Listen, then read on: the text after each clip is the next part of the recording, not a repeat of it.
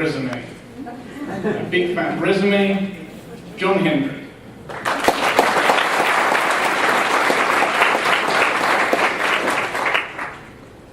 Mr. Toastmaster, fellow Toastmasters, most welcome guests. My big, fat resume. I first started thinking about what I wanted to be when I grew up when I was just a kid in my dad's barber shop. It was in a little town in Arkansas. Dad had a third-grade education, and he was not only a barber, he was also a lay preacher. That is, he would lay a customer out in the barber chair for a shave and commence to preach to them. Fire, brimstone. You could almost smell the brimstone. He'd get them all lathered up for a shave and take this giant razor, sharpen it, gleaming in the light, and he would begin the descent. By the way, Dad's nickname was Shaky. Over the years, he developed the shaking in his right hand. The closer he got to the victim, I mean the customer,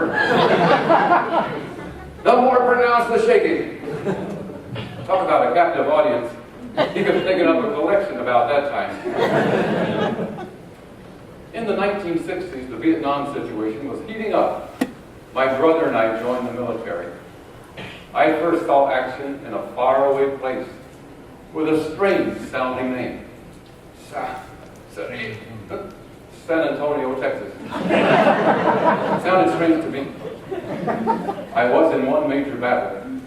It was way over in the base dining facility. And it was over some food that was so bad we had to spell it out.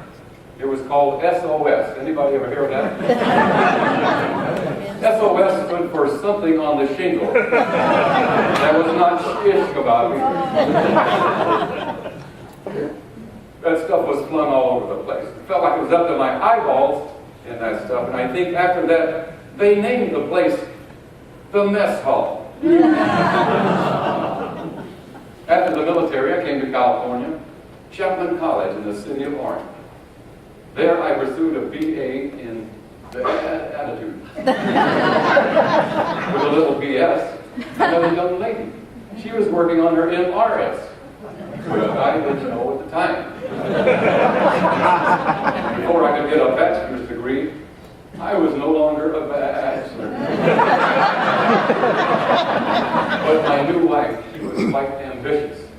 She acquired 2 MAs in record time and became a mama.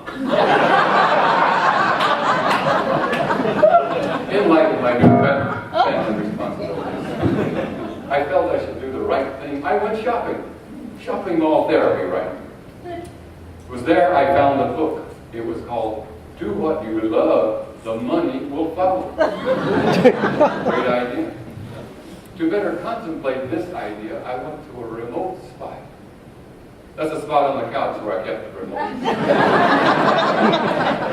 I began to surf the channels. Why? That's what I love to do. It said, do what you love, the money will follow. Unfortunately, my wife had not read the book. She was getting more nervous every day. I think she was watching a show called As the Bills Pile Up. So I called in some consultants. Okay, my drinking buddies from school days. To watch a football game.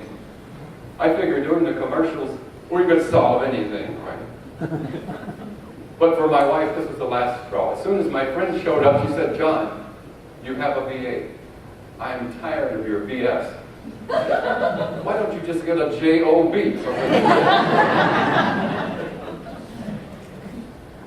So about that time she was standing in the kitchen, I saw a flicker of light and a small circular object whizzing toward my head. My first flying saucer experience. I ducked that saucer, but I saw her point.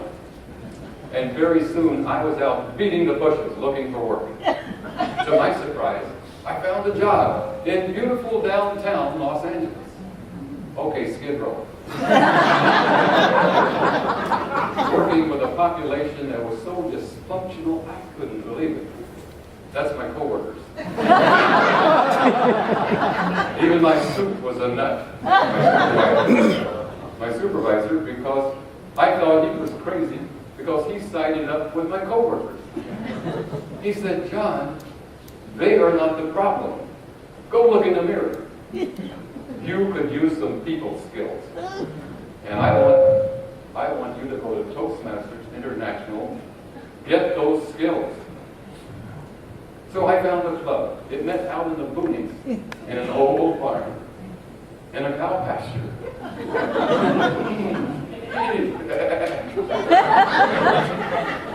For the lectern, it is at a big bale of hay. For the winning speeches, they rang an old cowbell. Bunch of ding-a-lings, I thought. For first place, they rang the bell 3 times. Second place, they rang it twice. Third place, they only rang it 1 time. My friends, it's on my resume. My big, fat resume. I won the Nobel Prize.